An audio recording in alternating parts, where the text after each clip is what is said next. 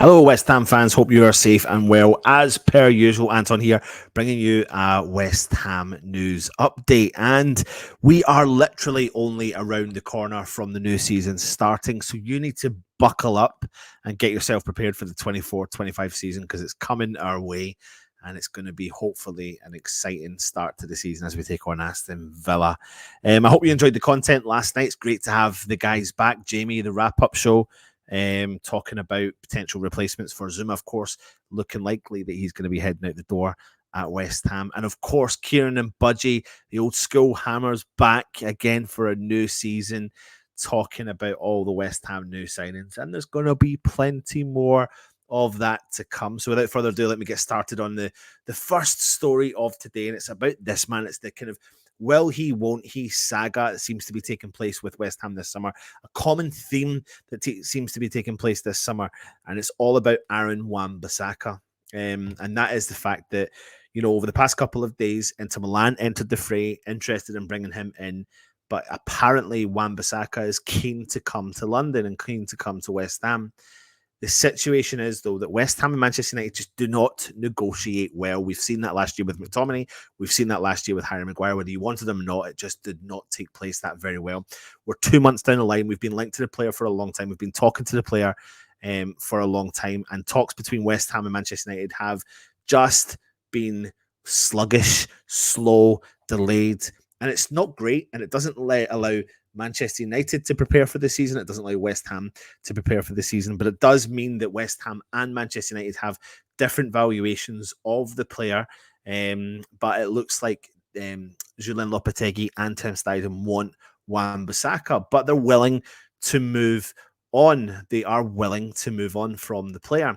Now, what was breaking last night coming out of sources close to the club, you could say, and I don't really know how true this one is, but apparently Kieran Trippier of Newcastle is a strong contender for West Ham to bring him to the club.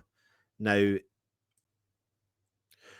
this is according to the Telegraph, and some other people are starting to report on this potential story that the England international is on West Ham's radar as we look to sign a new right back. But the problem you've got here with a Kieran Trippier is that he is on the wrong side of 30, which won't appeal to many West Ham fans. And on top of that, like I said, he's not just on the wrong side of it, he's 33 as well. And he has been linked to a lot of clubs abroad, in particular in Saudi Arabia. But apparently West Ham are monitoring the player. Now, his deal at Newcastle is with them until the end of, or the summer of 2025. But that means he would be allowed to speak to other clubs on a pre-contract in Germany. But it definitely is a position that West Ham are looking at. But West Ham have also shown signs of being able to walk away and show their, resolve when clubs are trying to raid us of money as much as they can. And you've seen that with Kyle Walker-Peters. West Ham consider them deals not a possibility, considering the clubs valued their players at a lot. Now, there is no doubt that there is a profile amongst Kieran Trippier, and he has, got a lot of Champions League experience. He's got a regular at the international stage, and it would provide really strong competition within reason, but it doesn't fulfill what I believe is what West Ham needs. Now, I think there's something in the type of player that West Ham are looking back for at fullback. And I do believe that it doesn't have to be a young, vibrant player every single occasion that you bring in. And I think sometimes looking at players with experience is not a bad thing. There is a however, though. I don't think Kieran Trippier is on the trajectory that other players that coming in a little bit older are. And I think his trajectory is the opposite way around. And I just don't get the vibe that this is a good signing for West Ham. I mean, who am I to make that judgment? It just doesn't fill me with much joy, and it's kind of feel like I'm going back on the whole kind of Craig Dawson situation. But I think this is a little bit different because the player is, Craig Dawson was valued a lot less than what Kieran Trippier will be. I mean, people are talking that if you look at transfer market, for example, they're saying he's worth £10 million. There's no way Newcastle accept £10 million for Kieran Trippier at the age of 33. You're talking about someone who's got leadership qualities. He does. He's the captain of the club, and he's seen them through. And I thought it was a shrewd piece of business by Newcastle bringing him in from Atletico Madrid, because he's been across in Spain. He's been very successful there as well. And when Newcastle had taken over, I think that was a really good bit of business that could show clubs around that, we get a good first signing, then others will follow. And I think that is what happened there. But nobody can deny that he's got a long-lasting history. I mean, over 179 games in the Premier League, 6 goals, 35 assists. He's got 36 appearances in the Champions League in total as well. He's played 86 games for Atletico Madrid.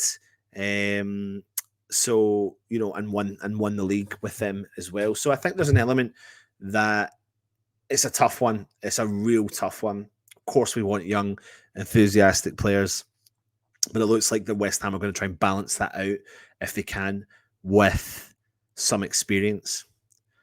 But here's what I actually think is going on. I think Tim plays games. I think Tim's been very successful at playing games.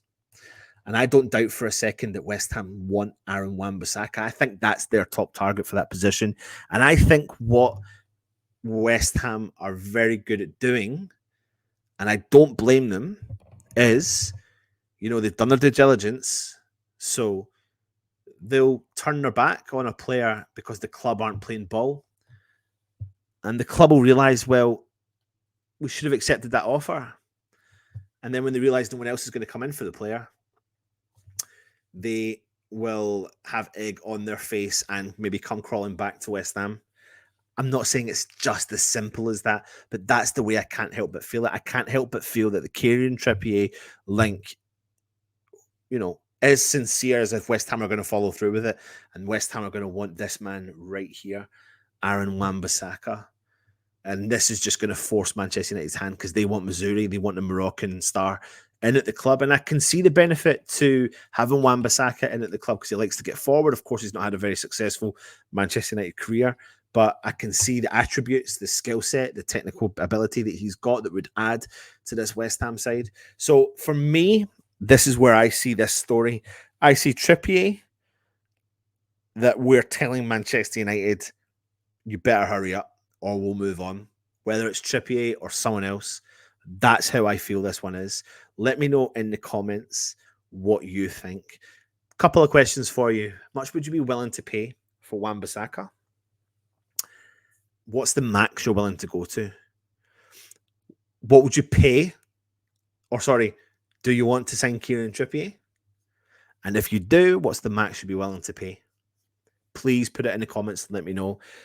Stay tuned for the rest of the West Ham shows this week and today, and we'll probably be hearing lots of interesting new stuff coming your way over the coming days. Come on, you irons.